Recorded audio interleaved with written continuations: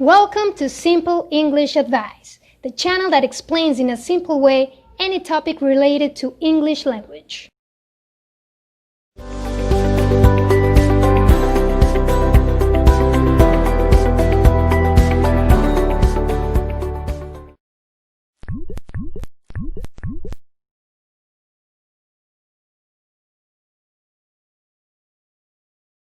Today we're talking about the use of double negatives.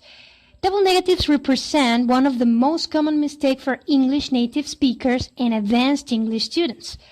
Double negatives or multiple negatives are the use of a negative word besides the verb used in a sentence. For example, we have here, we don't know nothing. Other examples are, they didn't buy nothing. And I bet you know this one. Of course, it's not well said. You don't know nothing, Jon Snow. And the third one is, she shouldn't never get married. All of these are incorrect, of course. And the correct for these ones are, they didn't buy anything or they bought nothing. You don't know anything, Jon Snow. Or commonly said, you know nothing, Jon Snow. She shouldn't ever get married. Or she should never get married. Double negatives are common in some languages where they are admitted and grammatically accepted. The term for double negatives grammatically accurate is negative concord.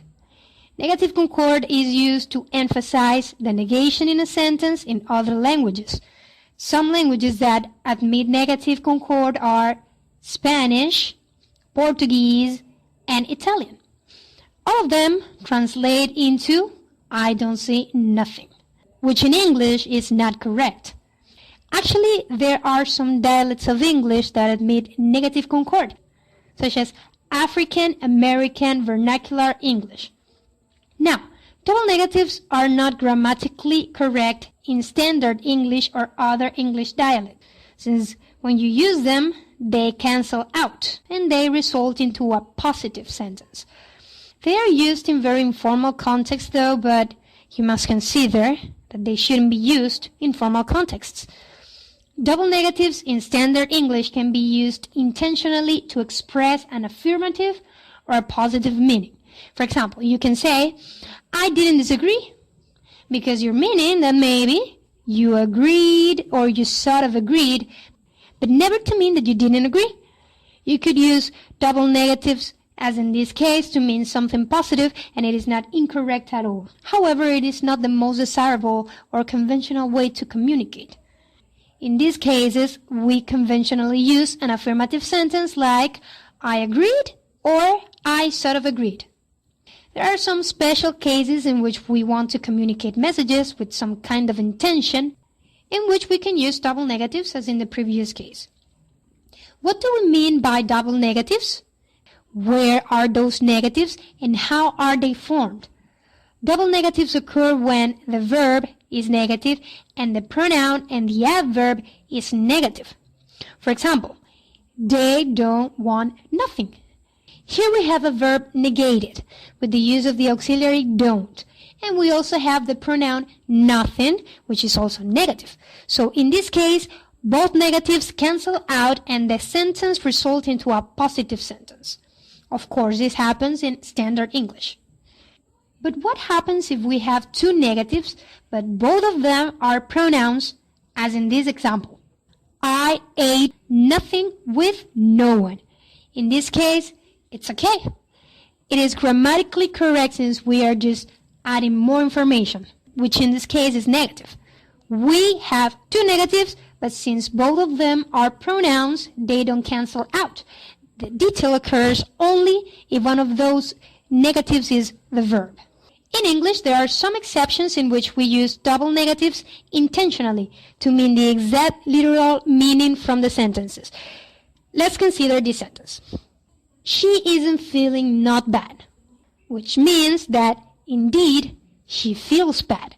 However, this is a style which is called litotes, and it is not conventionally used since it's a rhetorical style. What happens in this case? I wasn't aware that she never came. This sentence is correct in every sense, even having two negatives. Why? Because even though it is in one sentence, it is made by two clauses. Clause is something similar to a sentence, but it needs another clause to make sense. They seem like two sentences bound, but they are called clauses. As in this case, I wasn't aware is a clause. It has a subject, it has a verb, and it has an adjective. She never came is another clause. It also has a subject, an adverb, and a verb. Both clauses are complete and have independent grammatical parts, but they have to be together to make sense, as they are tied by the word that. In this case, the negative verb, which is wasn't, is in one clause, and the negative adverb, which is never, is in another clause. So everything is okay here. If you need more vocabulary about negative words that can help you build your negative sentence, or that can help you balance your negative sentences, here we can give you a list.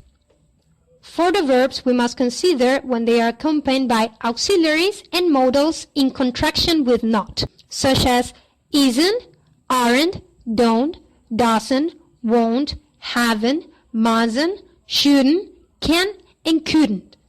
For the pronouns, we have nothing, nobody, none, and no one. For the adverbs, we have never, hardly, scarcely, barely, and nowhere. Why hardly, scarcely, and barely? Because they mean almost zero. Finally, all nouns accompanied by no. No time, no money, no water, or other that can come to your mind. Now, if I want to say a sentence and I have two negatives and I want to change one of them so I say correctly, how can I change it? For the verbs, you don't need any auxiliaries or any modals if the tense doesn't require it. You don't need to add any negative auxiliary or any auxiliary in contraction with not. For the pronouns, we have anything, anybody, everybody, anyone, and any. For the adverbs, we have ever, anywhere, and everywhere. And in the case of the nouns that are accompanied by no, just take the no out of the sentence and you have your positive element. For these ones, we have time, money, and water as the previous examples, or anything that can come to your mind. Now is the moment for a practice time.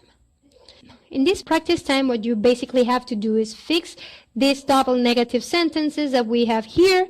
We already know that double negatives are not correct. We already know how to change it. Okay, so the first sentence is, she didn't cry for no one. Second, Maddie couldn't go nowhere. Third, Patrice haven't never gone to my house.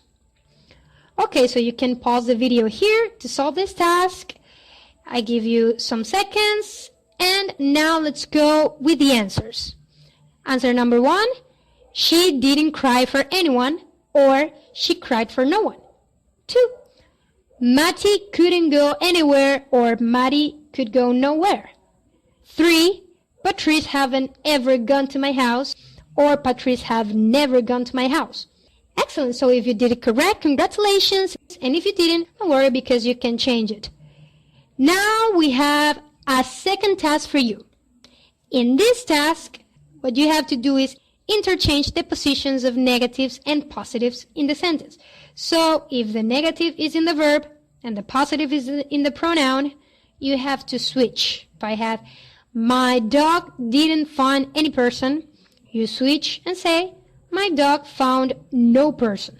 And now the positive and negative are in different positions. So here we go, sentence number 1. The girl outside hadn't played with anyone. 2. Carlos has nothing in his fridge. 3. She didn't tell anyone that her boyfriend never loved her. So in the third one, pay attention because that could be tricky, okay? Now again, you can pause the video and now let's go with the answers. Answer 1. The girl outside had played with no one. 2. Carlos doesn't have anything in his fridge. And 3, and remember here, this was tricky because here we have two clauses that are tied by the word that. The correct answer is she told no one that her boyfriend didn't ever love her. Again, if you have it correct, congratulations, guys. And if you don't worry because you can change it.